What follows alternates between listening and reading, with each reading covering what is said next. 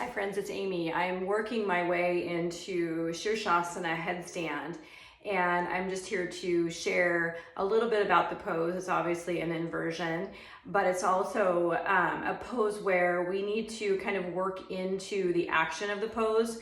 And if you're going to come into it safely and securely, you'll want to do it against a wall. So that's how I teach and how I beginners start to come into the pose. You can eventually take it when you're stable and ready. You can take it to the middle of the room.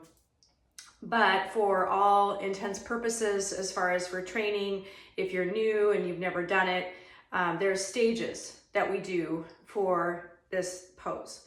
Now, a couple of things: it's contraindicated if you have any neck injuries or anything there. Don't do this. Also, the traditional Iyengar, they do say that it's best to not do it if you're on your menstrual cycle. And that's just due to the inversion part of this and how the blood's flowing in a different way. So there's other things you can do if you are menstruating. You can do certain poses that are real similar to this, like downward facing dog. I'm going to show a couple of those poses during this video that you can do. And so the first one is downward facing dog. So what you'll do is you'll come to your mat like we normally would, and then just come into, and even a forward fold is nice too, because we can get to the hamstrings. We're gonna really want to lengthen our hamstrings for this particular posture. So we'll begin, just come into Savasana, and let's take the arms up, just take a high mountain pose. Reach up, lengthen your waist, your sides, and then I'm going to turn this direction. We'll come down into a forward fold. You can soften your knees here a little bit. Let your head hang down and straighten and bend the legs. Take a couple of breaths. And taking a hold, you can even take the hold of your opposite elbows, and then take your hands down. Let's step it back behind. Come into a down dog, so shift back. Make sure the weight is in the palms of your hands. Spread those fingers wide. And then just take 3 to 5 breaths in your down dog. Again, we're just working into the hamstrings, back of the legs, lengthening, and creating some space in the hamstrings. And take another breath in and out. So already we're in an inversion. So this is phase 1, or step 1 into our preparing for our headstand. And then we'll walk forward and find a forward fold here again. And let's come up. We'll come back to our Tadasana. Take your time. All right, now let's take lengthwise stance on our mat. We're going to step out about 3 to 4 feet length, so really wide, so about a leg width apart in here. And what we'll come into is a wide-legged forward fold. So again, we're working this entire back of the legs and lengthening and stretching those out. And you'll see why when we get to this, when we get to the wall and start to actually practice. So let's take the hands and place them onto the sacrum, and we'll start to hinge forward. Now we're going to hinge at the hip crease or the pelvis. So first, just start by taking a breath in, and as you exhale, start to hinge down. Press into your big toe mounds, come on down all the way. And once you are down about halfway, let's bring the hands, have a block. So hopefully you have a block handy. Take your hands onto your blocks. Now lengthen your spine. So take an inhale. And then as you exhale, hinge down. And if you are rounding any in the back, then I would recommend staying up here and work from where you're at here. And let's start, so for those of us who are a little more open in the backs of the legs, we'll start to bring our weight down. Hands can come onto the floor, and slowly start to bring your head. You can either have your block on the high height, bring your forehead or the top of your head. So this is preparation for Sirsanana. We're getting that inversion, we're getting the weight on the top of our head.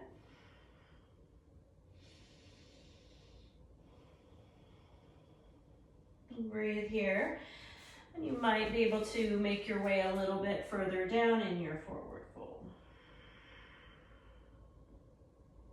A little bit more weight on the top of your head. Let's come up halfway.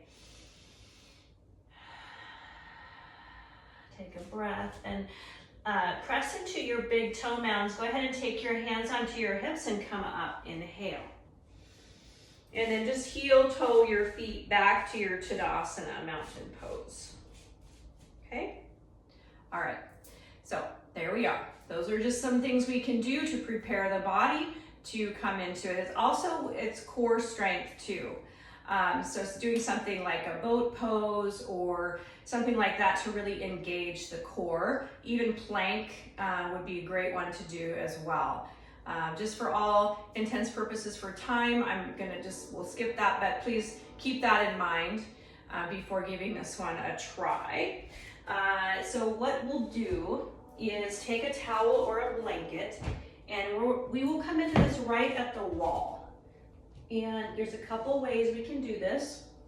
The first stage is to come, so what we're really trying to do here before we get started, the weight is on the forearms, okay? So if you've ever come into dolphin or plank, so the shoulder's gonna be over the elbow, okay? And we're really engaging the scapular area. So that's what's helping us to stay upright. Yes, we are balancing on the top of our head, but the weight is not all going there.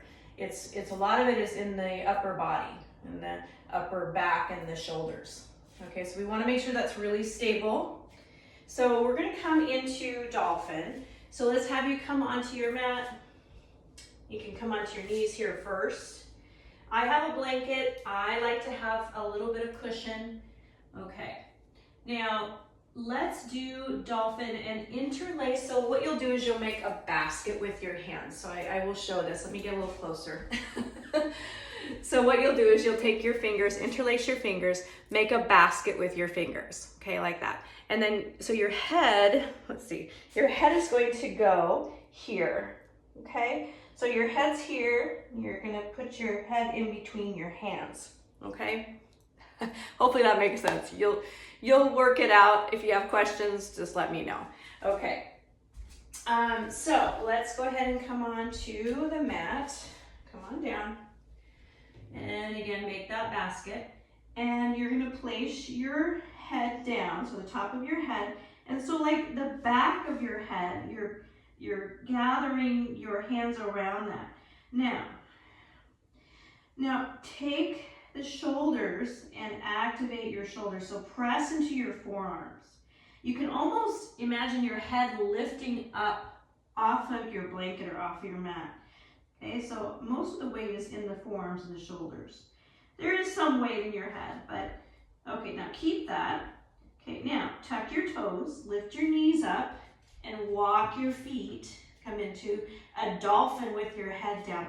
Now practice here, pressing into the forearms, lifting up, engage your core, draw belly button to spine, lift. This is stage one.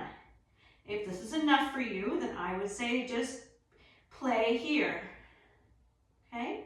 Stage two is to bring one leg in and bring it up to the wall, okay?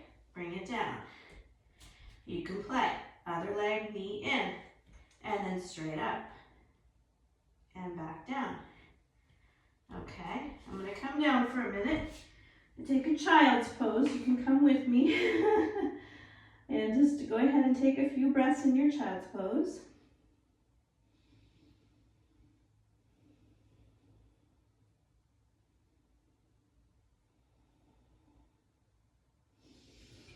All right, let's do this again. So you're welcome to do what we just did. So repeat that again. Or,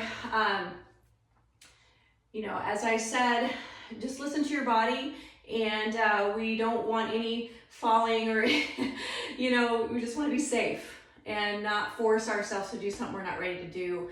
And I can attest to that. So I've fallen many times because of my ego was driving me. So please don't let your ego drive you. Just do this as you can, like progress.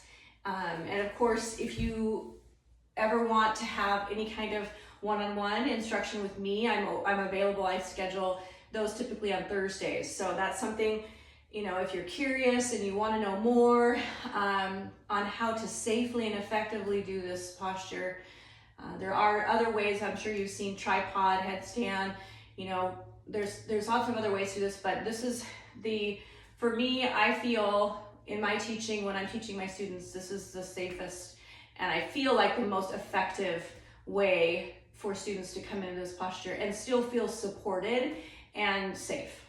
All right, so let's come all the way down again. So again, you can come into your dolphin again. We can begin there. Interlace your fingers, make a basket at the top of your head, cradle it in there, okay? All right, now again, scapular stability. Press into the forearms and secure your shoulders. So, and then start to walk the feet forward, engage your core. Okay, and then we start to lift up, keep pressing into your forearms. And as graceful as possible, we bring both legs up. Now the wall is here for support. You can take your heels onto the wall, draw and knit your rib cage in, and lengthen your legs up. Your toes are up towards the ceiling. Core is engaged. You can kind of float off the wall. You know, practice maybe by taking one leg out from the wall, the other heel away from the wall. And you need to press into your forearms. Hold. I would recommend taking about 3 to 5 breaths.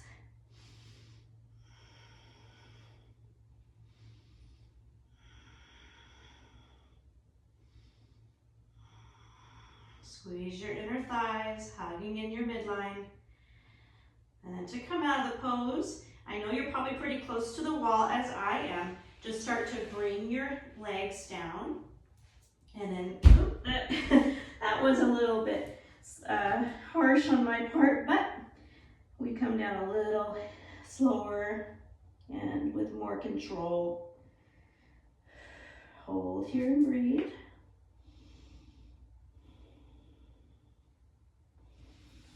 All right. So as you can see, you know, it's practice. It's not perfect.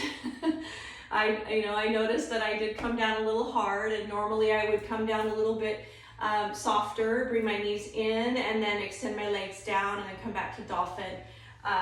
It might be something where you might have to play around with. Like, I think for me, I might have been a little too close to the wall for my particular body. So I think moving the blanket out, being maybe a teeny bit further out would have been beneficial. But we just learn as we go. And if you are interested in finding out some more about this pose or would like to practice with me, please reach out and we'll connect. And I can also, you know, in person or virtually, I'm available. And like I say, typically Thursdays are my days for private sessions. I hope you enjoyed this little informational tutorial on Sirsanana headstand. We know that doing inversions is so good for our nervous system. It helps to calm things down. It's taking the venous blood.